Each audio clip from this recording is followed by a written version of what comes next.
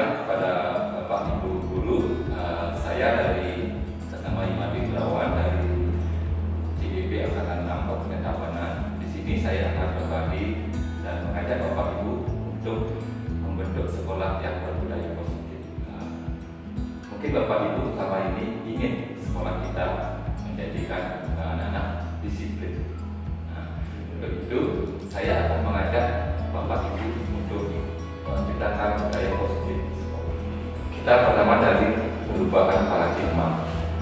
Dalam membangun budaya positif, sekolah dapat menyediakan lingkungan yang positif, aman, dan nyaman agar siswa mampu berpikir, bertindak, dan menciptakan dengan merdeka, mandiri, dan bertanggung jawab. Kita lihat di sini adalah makna dari sebuah disiplin. Jadi, disiplin ini dapat membuat seseorang untuk menggali semua potensi yang ada dalam dirinya untuk menciptakan sesuatu yang dapat menghargai untuk kenyamanan bersama. Miskonsepsi bahwa guru terhadap murid. Di sini kita akan lihat ilusi bahwa guru mengontrol siswa. Pada dasarnya guru tidak dapat memaksa siswa untuk membuat sesuatu. Jika siswa tersebut memilih untuk tidak melakukannya, walau guru tampak sedang mengontrol perilaku siswa, tetapi sebenarnya siswa sedang mengizinkan dirinya untuk dikontrol. Hal ini karena kontrol guru menjadi kebutuhan dasar yang dipilih oleh siswa.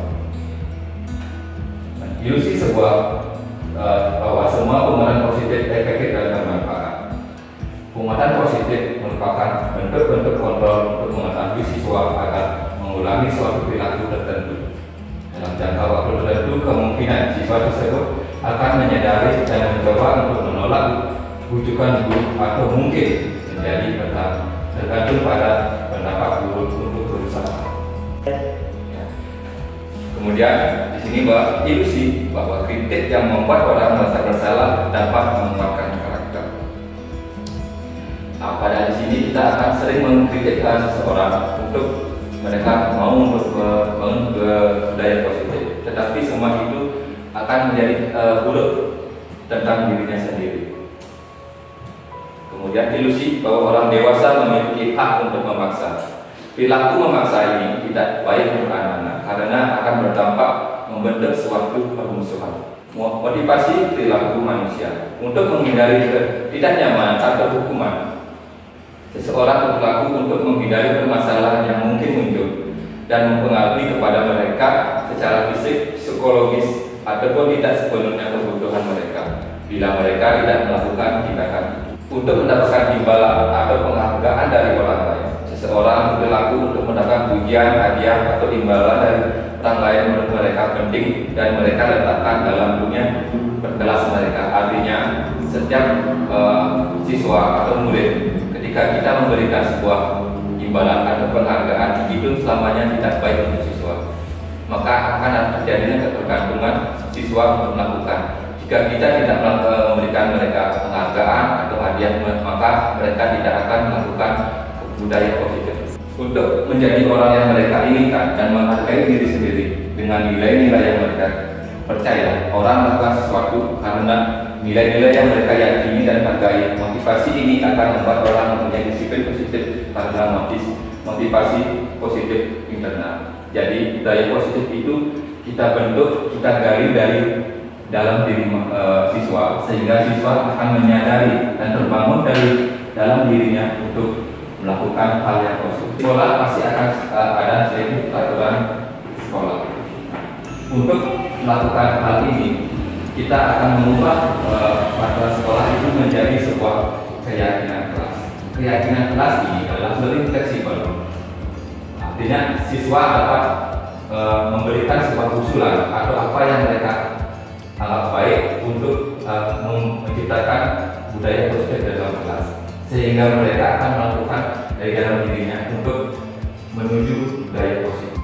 Kemudian tujuan disiplin positif menanamkan motivasi kepada siswa kita agar mereka menjadi orang yang mereka inginkan dan menghargai sendiri dengan nilai mereka yang percaya. Motivasi ini berasal dari siswa internal sehingga akan berdampak jangka panjang dan tidak akan mengaruh oleh adanya hukuman dan hadiah. Pembentukan keyakinan kelas pertama yaitu keyakinan kelas apa sih? bersifat lebih kontrol dan daripada peraturan yang lebih rinci dan nyata. Kemudian keyakinan kelas berupa pernyataan-pernyataan universal. Pernyataan keyakinan kelas dibuat dalam bentuk positif. Keyakinan kelas harus dibuat tidak terlalu banyak sehingga mudah diingat dan dipahami oleh siswa. Dan keyakinan kelas sebenarnya sesuatu yang dapat diterapkan di lingkungan itu. Semua anggota kelas hendaknya ikut berkontribusi dalam pembuatan keyakinan kelas melalui kegiatan curah pendapat. Semua anggota kelas bersedia meninjau kembali keyakinan kelas pada waktu ke waktu. Langkah-langkah pembentukan keyakinan kelas itu memberikan kesempatan kepada semua untuk berpendapat dan peraturan yang perlu disepakati di kelas. Kemudian mencatat semua masukan siswa di papan tulis atau di kertas besar sehingga semua siswa bisa melihatnya. Kemudian menyusun keyakinan kelas sesuai prosedur. Pembentukan keyakinan kelas, ubahlah kalimat negatif menjadi kalimat positif. Kemudian meninjau kembali daftar pendapat yang dicatat. Kemudian mengajak siswa untuk mencari nilai-nilai kebajikan yang universal. Kemudian meninjau ulang keyakinan kelas secara bersama-sama. Hendaknya keyakinan kelas tidak terlalu banyak agar mudah untuk dipahami dan dilaksanakan. Kemudian setelah keyakinan kelas selesai, maka semua anggota kelas dapat meninjau keulang atau menyetujuinya atau melakukan perubahan. Kemudian keyakinan kelas dapat ditempel di dinding kelas atau yang mudah dapat dilihat oleh siswa. Kebutuhan dasar manusia. Keyakinan kelas itu dibuat untuk membuat suatu sekolah agar menjadi ciptakan budaya positif.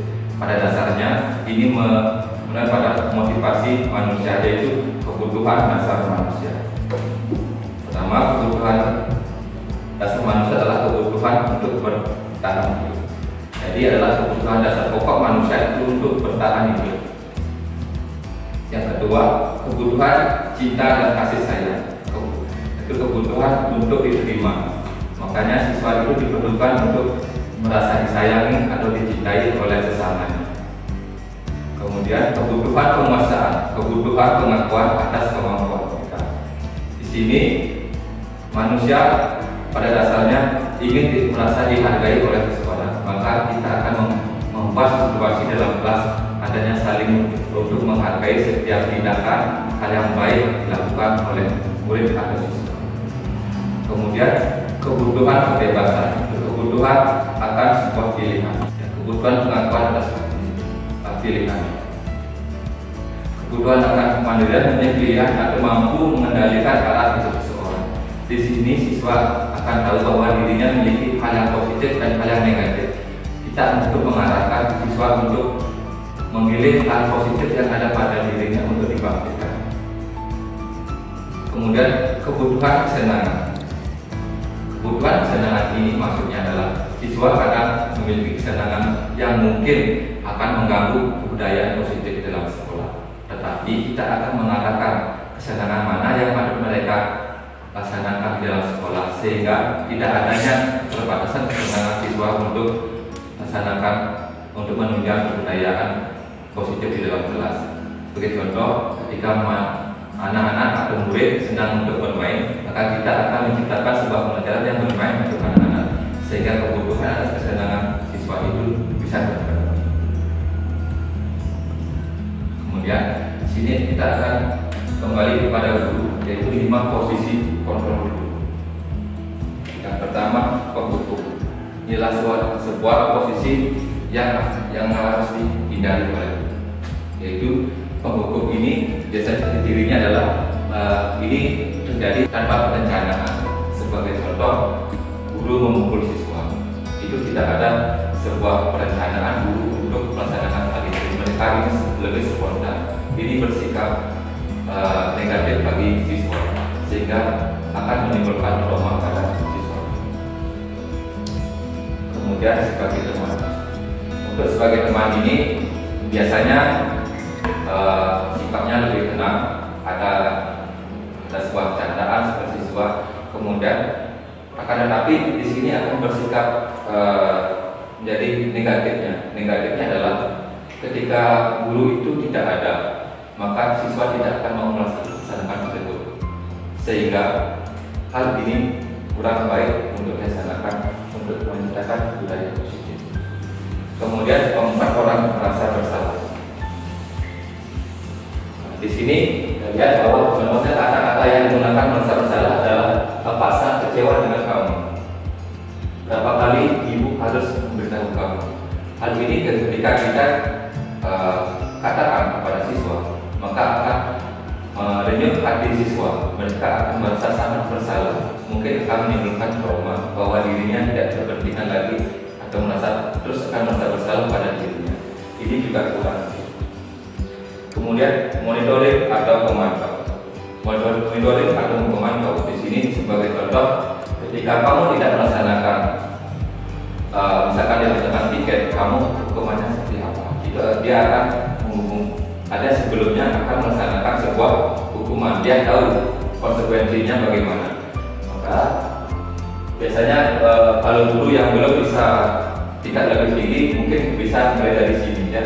Kalau kamu yang tidak tiket, kamu misalkan membuat tugas, mungkin ada kalanya tidak ada berhubungan atau ada hubungan dengan perilaku yang mereka langgar. Itu adalah sebuah konsekuensi atau monitoring atau pemantau.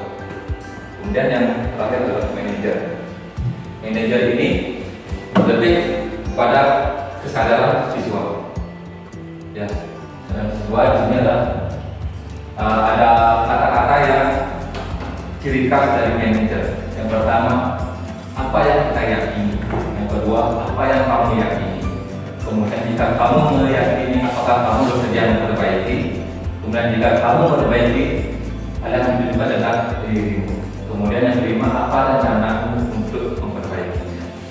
Tujuan dari 5 posisi kontrol guru terhadap siswa adalah mencapai posisi manajer, di mana pada posisi ini siswa dapat menjadi pribadi yang mandiri, merdeka, bertanggung jawab atas segala perilaku dan sikapnya yang ada pada akhirnya untuk menciptakan lingkungan budaya positif, aman, dan nyaman. Kemudian untuk mencapai budaya positif sebagai posisi kontrol guru, seorang manajer diperlukan adalah sebuah strategi yang disebut dengan restitusi. Kemudian restitusi adalah sebagai sebuah cara menanamkan disiplin positif pada siswa. Dan di sini terjadi ciri restitusi adalah akan menebus kesalahan, yaitu memperbaiki hubungan. Restitusi adalah tawaran atau bukan paksaan. Kemudian restitusi adalah mendorong untuk melihat ke dalam diri. Dan restitusi adalah mencari kebutuhan dasar yang mendasari tindakan. Restitusi diri adalah cara yang terbaik. Kemudian restitusi fokus pada karakter, bukan tindakan. Kemudian restitusi menguatkan, restitusi mengembalikan siswa yang bermasalah pada kelompoknya. Nah, di sini yang kita lakukan adalah membuat segitiga restitusi. Yang pertama adalah menstabilkan identitas, memvalidasi tindakan yang salah, kemudian menanyakan keyakinan. Di sini sebagai contoh, misalkan ada siswa yang memakai sepatu putih. Kemudian alasannya bahwa siswa itu memakai sepatu putih karena kemarinnya dia terhujan. Mungkin kalau penghukum, mungkin siswanya akan disuruh lari 30 kali lapangan. Seperti itu kan. Kemudian kalau konsekuensinya atau pemantau, posisi pemantau mungkin disuruh ke kantor untuk membaca buku atau menyalin, itu pemantau. Kemudian untuk merasa bersalah, mereka akan mengatakan, apa kamu tidak malu kepada ibu atau bapak gurunya kalau kamu memakai sepatu putih. Itu posisinya. Kemudian kalau seorang manajer, kita akan menanyakan, kita tidak akan menanyakan bahwa siswa itu merasa bersalah, tapi kita bertanya, enak apa yang kamu lakukan hari ini? Apakah ada yang berbeda hari ini? Maka siswa akan menjawab, maaf Pak, pasti dia akan menyadari bahwa dia memakai sepatu putih. Kemudian apakah tindakan kamu benar, apakah tindakan kamu benar, ataukah ada keyakinan kelas yang kamu langgar. Dan dia akan menjawab, yaitu disiplin atau mandiri. Yang mandiri karena tidak memakai sepatu hitam. Mereka tanyakan dari lagi apa permasalahan. Dia mengatakan bahwa dia memakai ini karena dia kehujanan. Kita tanyakan bagaimana cara memperbaikinya. Tentu ada jalan untuk memperbaikinya, yaitu ketika mereka pulang harus melepas sepatunya sehingga sepatunya tidak bermasalah. Jadi kita sebagai seorang manajer kita harus membuat anak itu merasa nyaman meskipun mereka salah, tetapi mereka mampu untuk memperbaiki kesalahannya yang timbul dari dalam dirinya. Kemudian tidak adanya trauma atau dendam dari anak kita karena kita untuk mengajar mereka positif, ya, terutama mereka timbul dari dalam diri mereka sendiri. Jadi itu yang saya dapat paparkan tentang untuk menciptakan